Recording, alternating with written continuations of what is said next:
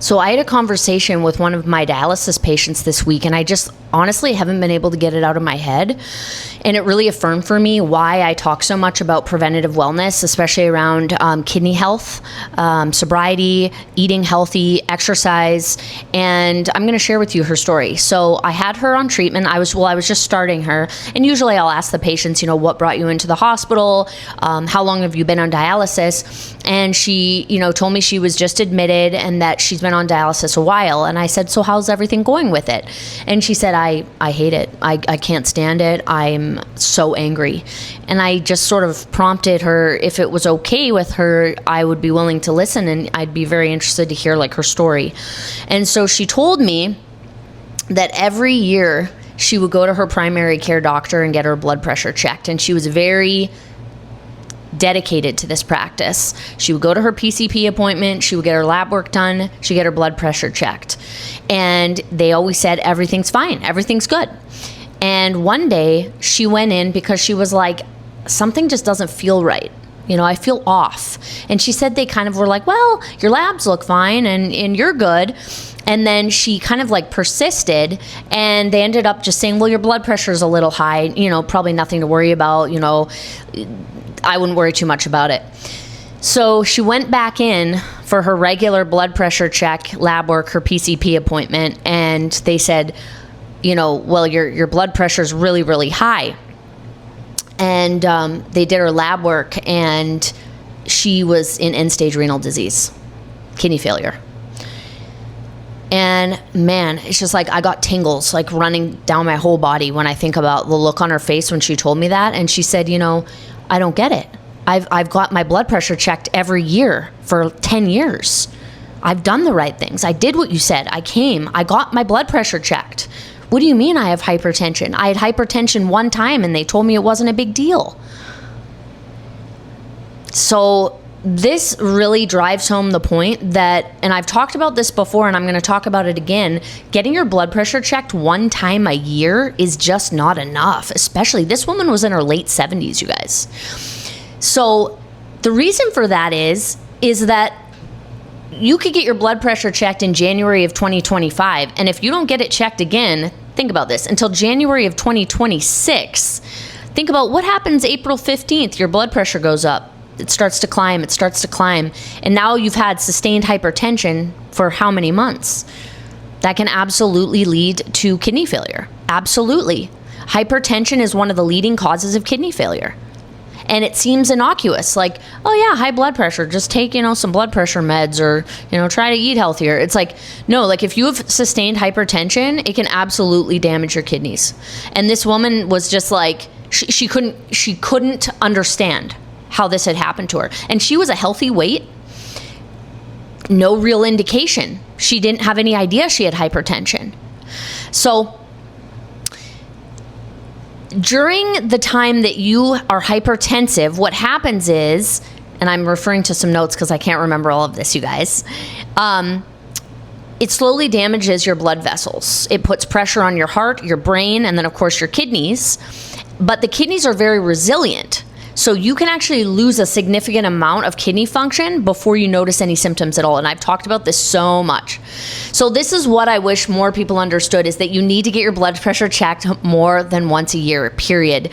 Blood pressure cuffs are very inexpensive. You can get them off Amazon. I have one right here.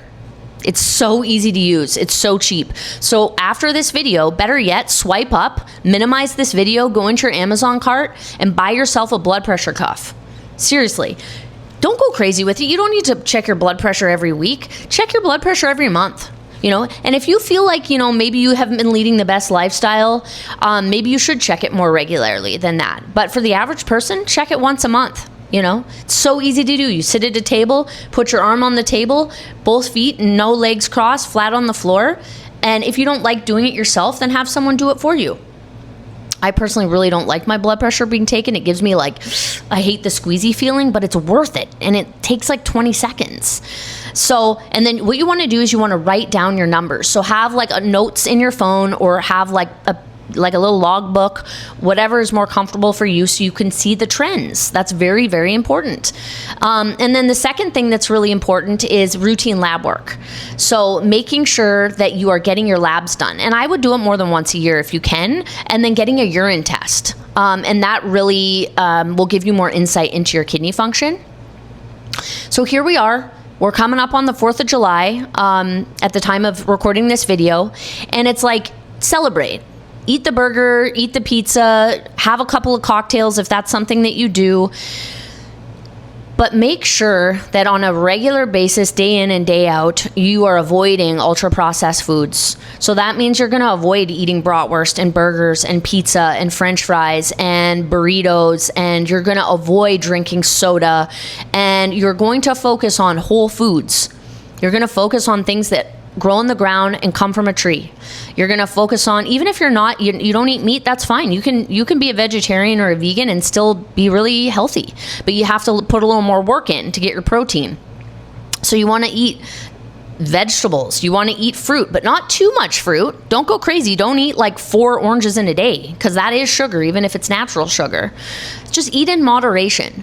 If it comes in a box, if it comes in a can, just know that probably doesn't have a lot of nutritional value, and it has a lot of extra things added in. If something is low fat, be careful with that, because that usually means when they remove the fat, they add sugar, because it would taste like ass if they didn't, because the fat is where the flavor is. So my favorite meal, and I'll give you 2 favorites that you can write down. Sweet potato baked in the oven, ground turkey seasoned with whatever you want, and green beans. It's awesome. So good. You can season the ground turkey different ways. You can have taco turkey. You can have turkey seasoned with thyme and rosemary. Totally different flavor.